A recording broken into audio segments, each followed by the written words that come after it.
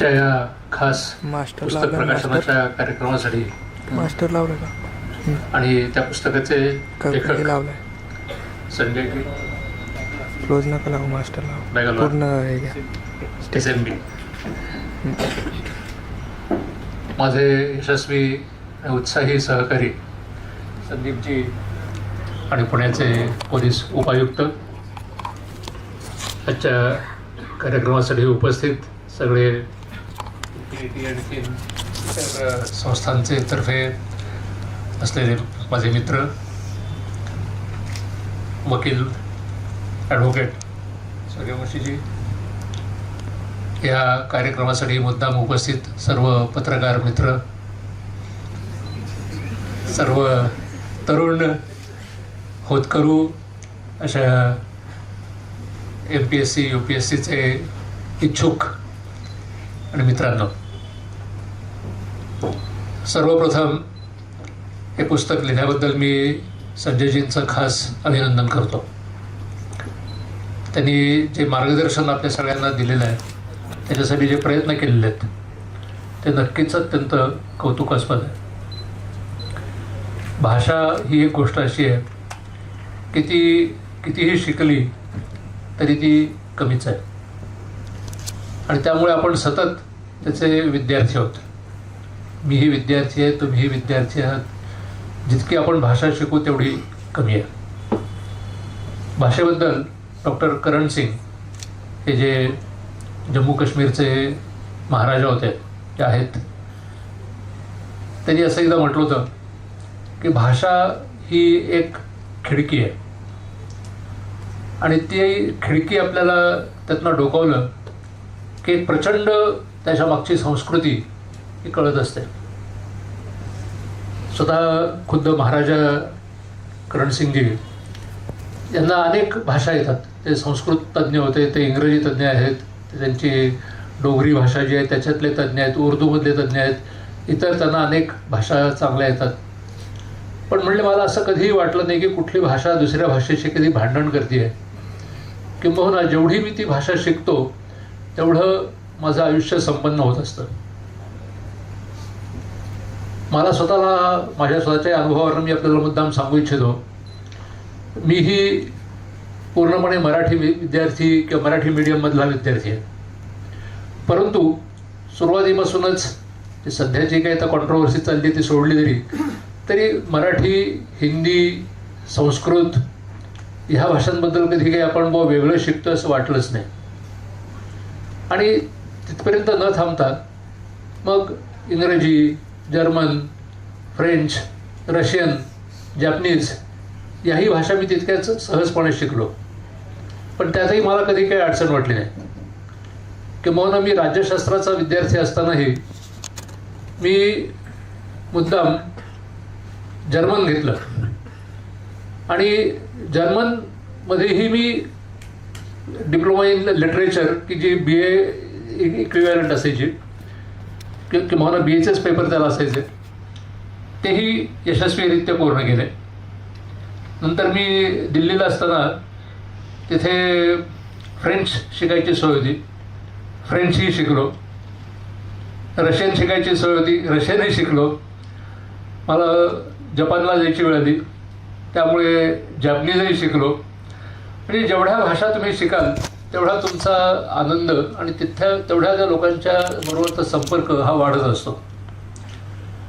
आता ही जी पुस्तकाची रचना आहे की इडियम्स आणि फ्रेजेस, हे म्हणजे आता जसं संदीपजींनी सांगितलं तसं ते त्या भाषेचं पूर्णपणे, ज्याला आपण एक अर्क म्हणतो, जसं एखाद्या ज्ञानेश्वर माऊलींनी म्हटलेलं आहे की झाड जेव्हा असतं त्या झाडाचं संपूर्ण जे काही त्याला उत्तम अशी त्याची गोष्ट असेल ती उत्तम गोष्ट ती एखाद्या बीजामध्ये देत असतं आणि ते बीज लावलं पण की परत त्या आधीच्या झाडासारखं उत्तम झाड निर्माण होत असतं.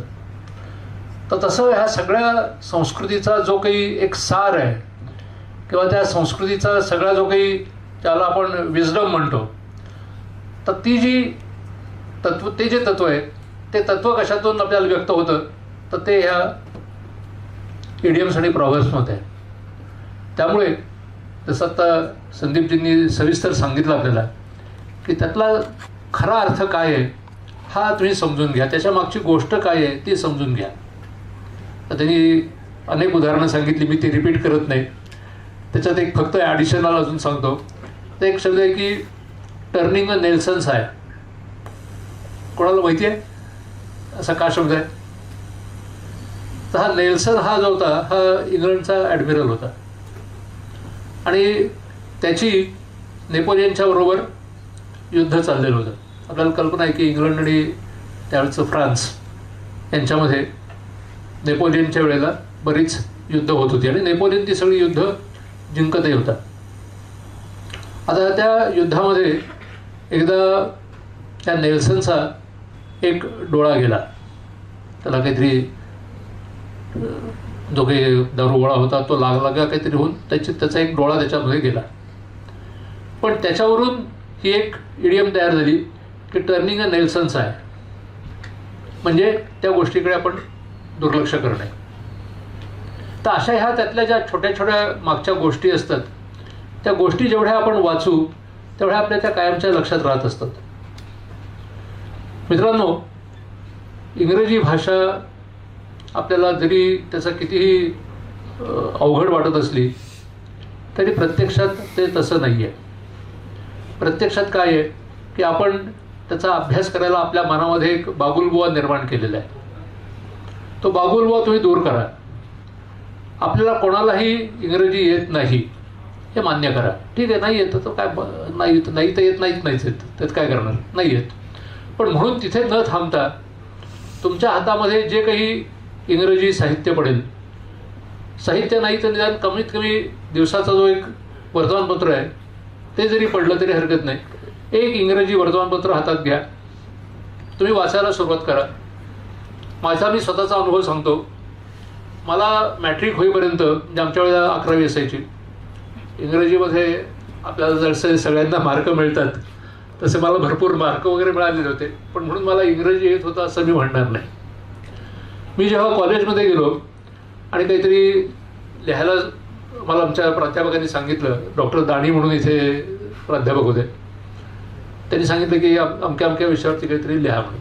तर मी लिहिलं आणि त्यांच्याकडे घेऊन गेलो. त्यांनी ते वाचलं आणि त्यांच्या हातात लाल पेन होतं. ते वरपासून खालपर्यंत सगळीकडे लाल लालच दिसायला लागलं. मला इतका राग आला. म्हटलं काय हे मी एवढं कौशल्याने काहीतरी लिहिलं आहे आणि ते सगळं चुकीचं असं यांचं म्हणणं आहे. पण मित्रांनो, ते मान्य करा. आपले जे प्राध्यापक आहेत, आपल्याला जे गुरुजी आहेत, आपल्याला जे सांगणारे आहेत, त्यांनी आपल्याला दाखवलेल्या चुका ही आपली खरोखर सुधारणेची सुरुवात आहे. त्यांना तुमच्याबद्दल काहीही आकस नाही आहे, त्यांना तुमच्याबद्दल काहीही द्वेष नाही आहे, त्यांना तुमच्याकडनं काहीही मिळवायचंही नाही आहे. त्यांना फक्त एकच गोष्ट पाहिजे असते की तुम्ही चांगलं व्हावं. आणि ही जी त्यांची भावना आहे ती लक्षात घ्या. आपण विद्यार्थी असताना आपल्याला आपल्या गुरुजींनी, आता मी असं म्हणणार नाही की गुरुजींनी मारावं ते योग्य वगैरे, ते दिवस गेलेले आहेत, परंतु गुरुजींनी आपल्याला दाखवलेल्या चुका त्या स्वीकार करा, त्यांच्यावरती मात करा, त्याच्यातून पुढे जा. त्याच्यातून तुमची प्रगती होणार आहे. जे इंग्रजी वर्तमानपत्र मी वाचायला सुरुवात केली तर त्यावेळेला जे परिस्थिती खरोखर इतकी वाईट होती की टाइम्स ऑफ इंडियासारखा पेपर त्यावेळेला दिवसाला त्याचे मला वाटतं कदाचित 2 रुपये किंवा काहीतरी त्याची किंमत असायची. पण तो देखील विकत घेऊन घ्यायची किंवा विकत घेऊन मिळवायचा आणि वाचायचा ते काही परवडत नसे. तर मी एकदा माझ्या आईला सांगितलं की मला इंग्रजी शिकायचं आहे, तर त्यामुळे पेपर वाचायची गरज आहे, तर पेपर घेऊया का आपण. तर आईने लगेच ताबडतोब त्याला उपाय सांगितला.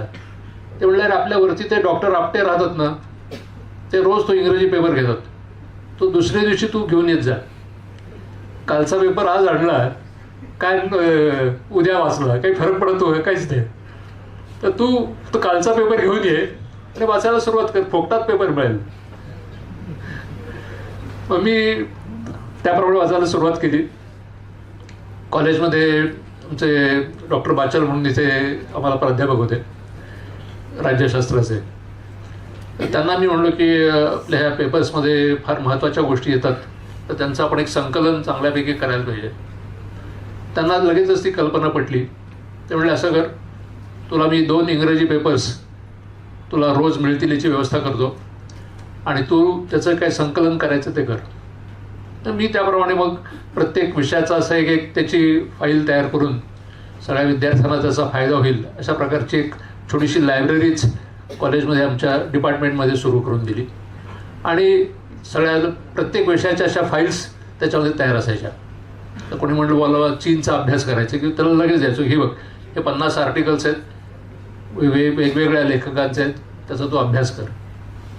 पण ही जी काही भाषेची गोडी आहे ती लागण्यासाठी म्हणून आपण आपले प्रयत्न सोडता कामा नयेत.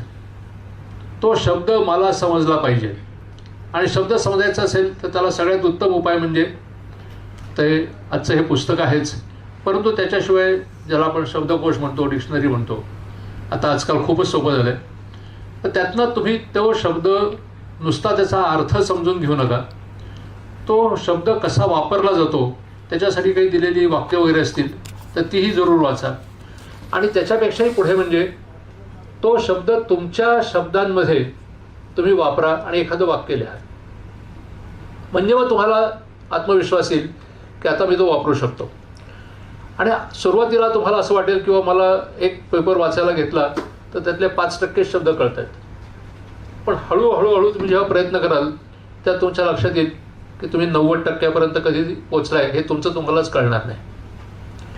आमच्या वेळेला ED, FY, SY वगैरे अशी रचना कॉलेजमध्ये असायची.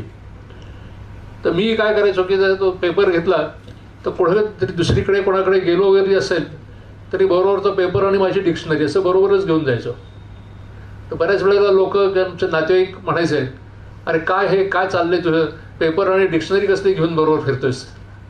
म्हणलं नाही, मला वेळ असेल तेव्हा मी तो पेपर वाचणार आहे आणि मला पेपर वाचता येत नाही किंवा कळत नाही म्हणून मी ती डिक्शनरी वाचणार आहे आणि त्या डिक्शनरीमधून ते शब्द मी समजून घेणार आहे. पण असं अशा प्रकारे जेव्हा तुम्ही 4-5 वर्ष जाता तेव्हा तुमचा आत्मविश्वास चांगला वाढतो. तुम्ही इंग्रजी भाषा ही परकीय भाषा असं न समजता त्याच्यामध्ये विचार करायला सुरुवात करा, त्याच्यामध्ये लिहायला सुरुवात करा, त्याच्यामध्ये तुम्ही ऐकायला सुरुवात करा. थोड्याच दिवसात तुमच्या लक्षात येईल की तुम्ही उत्कृष्ट इंग्रजी वापरू शकता, काहीही त्यात तुम्हाला अडचण पडणार नाही. आणि एक वेळ अशी येईल की तुम्ही इंग्रजीमध्ये खणखणीत लिहू शकाल, वाचू शकाल, इंग्रजी बोलू शकाल. आणि विशेषतः बोलण्यासाठी आता तर खूपच चांगल्या सोयी आहेत. आता वेगवेगळ्या ऑडिओ कॅसेट्स वगैरे मिळतात की त्यामुळे तुम्हाला योग्य त्याचे उच्चार कसे करावेत ते कळू शकतं, वापर कसा करावा ते कळू शकतं. इंटरनेटमुळे तर अजून खूपच छान झालेलं आहे, त्यातनं तुम्ही त्याचा चांगला उपयोग करू शकता. एक साधी गोष्ट आहे, आता मी येत होतो तर माझ्याबरोबर आपले व्यंकटेश जी होते ते मला सांगत होते की असंच बाबा इंग्रजीचं काय समस्या आहे, इंग्रजी कसे काय सुधारायचे काय कळत नाही. तर म्हणलं साधी गोष्ट, आता तुमच्या प्रत्येकाकडे स्मार्टफोन आहे की नाही? कोणी नाही असं मला तर वाटत नाही, कोणी नसेल. ते किती छान आहे बघा. आता ह्या फोनमध्येच साधी गोष्ट आहे, एक न्यूज ऑन AIR नावाचं ॲप आहे प्रसार भारतीचं. ते न्यूज ऑन AIR हे जे ॲप आहे हे फुकट आहे, म्हणजे तुम्ही फ्रीली डाउनलोड करू शकता. त्याच्यामध्ये काही तुम्हाला कुठल्याही प्रकारचे एकही पैसा द्यावा लागत नाही, काहीच नाही. त्या न्यूज ऑन AIR तुम्ही जर एकदा डाउनलोड केलं तर त्याच्यामध्ये तुम्हाला लाईव्ह न्यूज सकाळी कितीही वाजल्यापासून, तुम्ही अगदी 4 वाजल्यापासून, तर माझी सवय की मी 4 वाजता उठतो, आणखीन पहिल्यांदा बातम्या लावतो त्या न्यूज ऑन AIR. तर पहिल्यांदा तुम्हाला त्या इंग्रजीमध्ये ऐकू येतात, मग हिंदीमध्ये ऐकू येतात, काय असं ते चालू असतं त्यांचं बातम्यांचं. तसं दर तासाला या बातम्या तुम्हाला ऐकायला मिळतात. सकाळी 8 वाजता, दुपारी 2 वाजता, रात्री 8 वाजता किंवा 9 वाजता परत तुम्हाला सविस्तर त्या 15 मिनटं बातम्या ऐकायला मिळतात. त्याच्यामध्ये सकाळच्या वेळेला एक 5 मिनटं आजच्या वर्तमानपत्रांमध्ये महत्त्वाचे कोणते विषय आहेत ते सगळे तुम्हाला सांगितले जातात.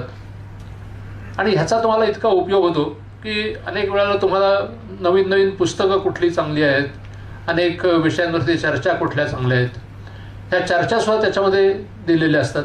आणि आता तर असं आहे की ती चर्चा जरी समजा एक रात्री 9 वाजता किंवा रात्री 9:15 वाजता असली आणि तुम्हाला वेळ नसला तरी देखील तुम्ही ती दिवसाच्या कुठल्याही वेळेला जाऊन ती चर्चा ऐकू शकता. आर्थिक गोष्टींबद्दल चर्चा असेल ती ऐकू शकता, खेळाच्याबद्दल असेल तर ती ऐकू शकता. आणि हे ऐकताना दुसरी एक तुम्ही अजून तुम्हाला सवय ठेवा, जेव्हा शक्य असेल तेव्हा बरोबर एखादा कागद आणि पेन ठेवून आपल्याला त्यातले काय विचार सांगितलेत तेही लिहायला प्रयत्न करा. तर ही काय आहे, शेवटी all these are aids to your memory. आपला जो मेंदू आहे त्या मेंदूचं एक वैशिष्ट्य आहे. तर डॉक्टर साहेबांनी आता सांगितलं की तुम्ही एखादी गोष्ट लक्षात ठेवता म्हणजे काय करता. असं म्हणतात की आपला जो मेंदू आहे, जे आता सध्याची जी कॉम्प्युटरची वगैरे रचना आहे त्याच्यामध्ये जास्तीत जास्ती आपण ऐकतो काय गिगाबाईट्स, अजून काय त्याच्या पुढची. तर त्या मेंदूची जी कालच मी वाचत होतो त्याची जी रचना आहे ती त्याच्यापेक्षा अक्षरशः हजारो पट जास्ती अशा प्रकारची लक्षात ठेवायची रचना आहे. आता हा मेंदू कसं लक्षात ठेवतो त्याचं वैशिष्ट्य काय आहे, तर मेंदूचं वैशिष्ट्य असं आहे की मेंदू कधीही शब्द लक्षात ठेवत नाही. मेंदू हा कायम चित्र लक्षात ठेवतो. एखादं चित्र काय आहे आपल्याला लक्षात येतं की आता आज समजा मी आज अमक्याला भेटलो तर त्यांचं नाव काय आहे ते मला कदाचित आठवेल, कदाचित आठवणार नाही, पण त्यांचा चेहरा कसा होता तो मात्र माझा मेंदू मला लगेचच सांगतो की हा चेहरा आहे आणि हा माझा अमक्या वेळेला तिथे त्याची माझी गाठभेट झाली होती किंवा मी त्यांच्याशी बोललो होतो.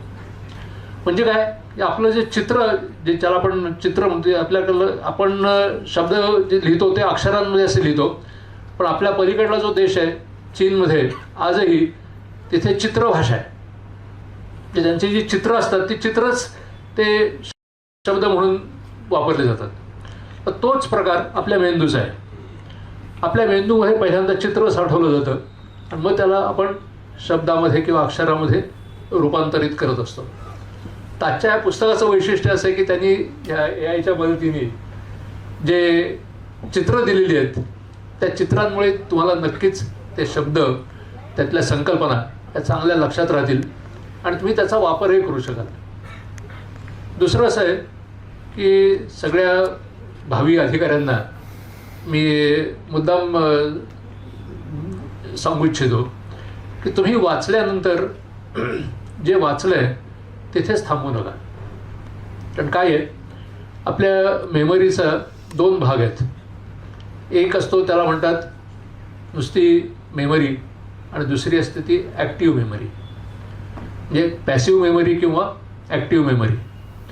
आता पॅसिव्ह मेमरी म्हणजे काय, आपण खूप काही पुस्तकं वाचतो परीक्षेच्या वेळेला किंवा आपल्याला काही लिहायचं असेल त्यावेळेला आपण प्रयत्न करतो लिहायला आणि आपल्या लक्षात येतं आपल्याला काहीच लिहिता येत नाही. असं बऱ्याच वेळेला होतं की नाही. हे का होतं, ही पॅसिव्ह मेमरी आहे. आपण वाचलेलं असतं, आपल्याला असं वाटतं की आपल्याला ते कळलं आहे, पण आपण जेव्हा लिहायचा प्रयत्न करतो तेव्हा ते आपल्या हातातून काही लिहिलं जात नाही. आणि ह्याला उपाय म्हणून तुमची ती passive memory to be converted in to your active memory. तर हे ॲक्टिव्ह मेमरी म्हणजे काय आहे की त्याचा राजनामधला त्रास पत्र होत राहतो. It's okay.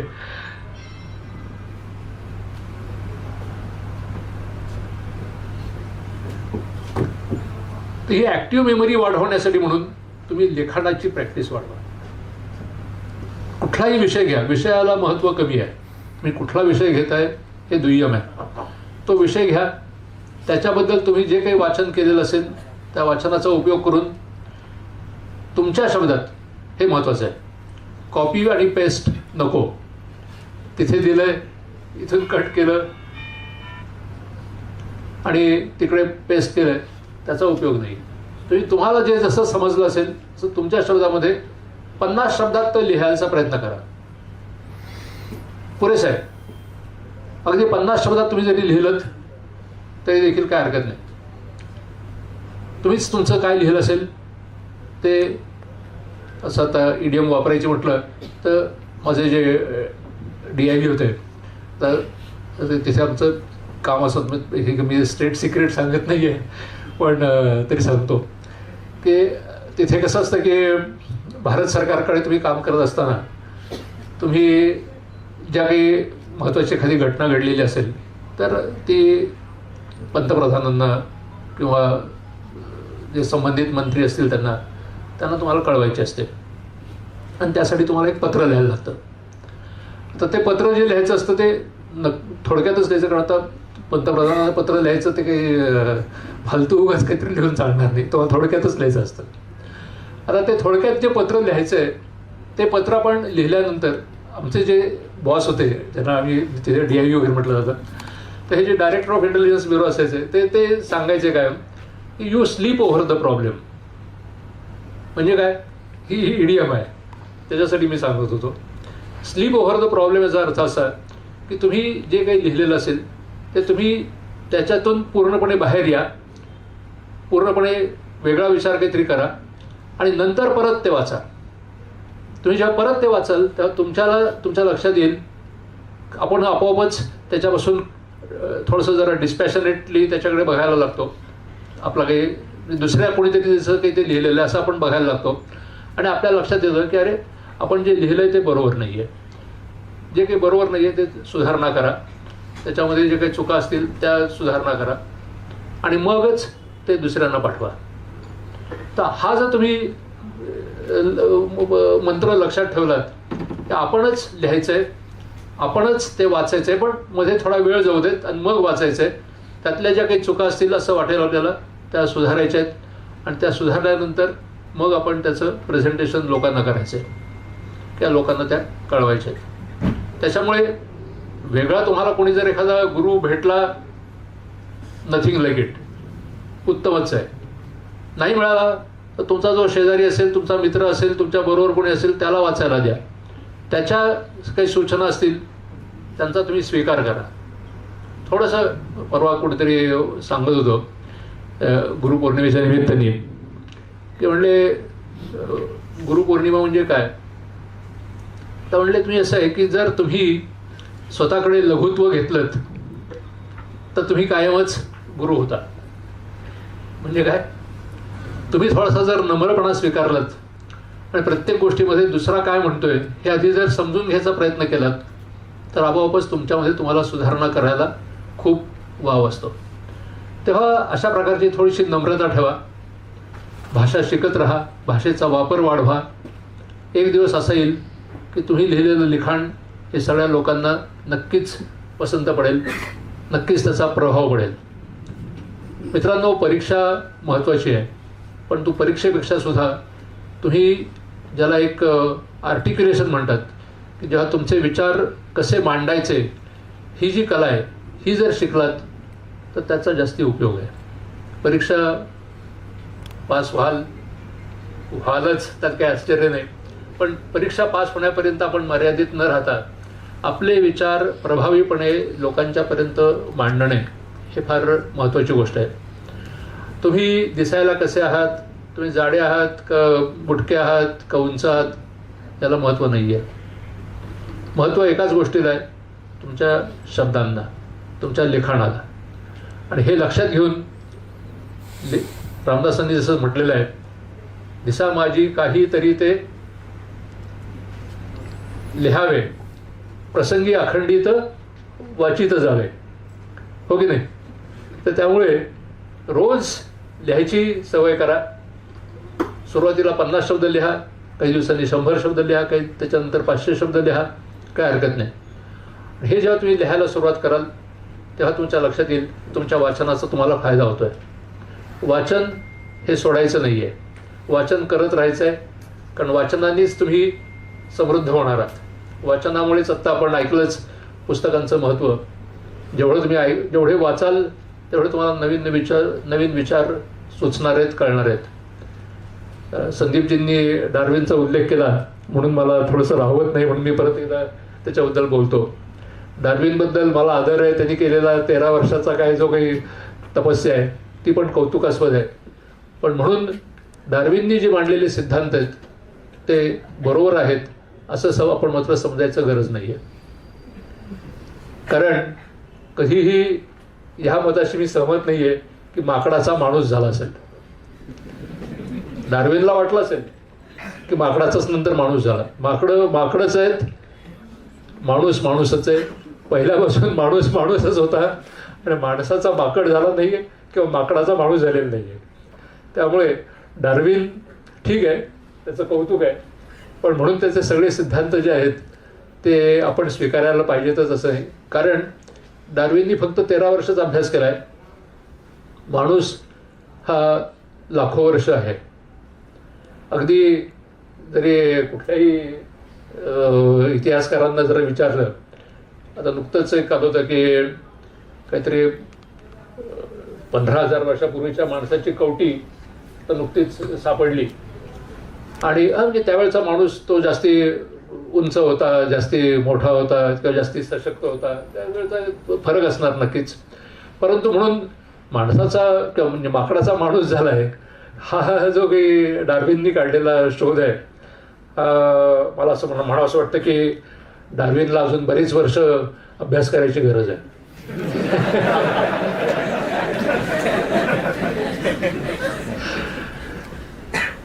पुन्हा एकदा आजच्या या कार्यक्रमासाठी मला बोलावलं त्यासाठी मी आयोजकांचे आभार मानतो.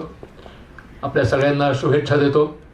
या पुस्तकाचा आणि इतरही वाचनाचा आपण चांगला अभ्यास करा, चांगला वापर करा आणि आयुष्यामध्ये यशस्वी व्हा. धन्यवाद.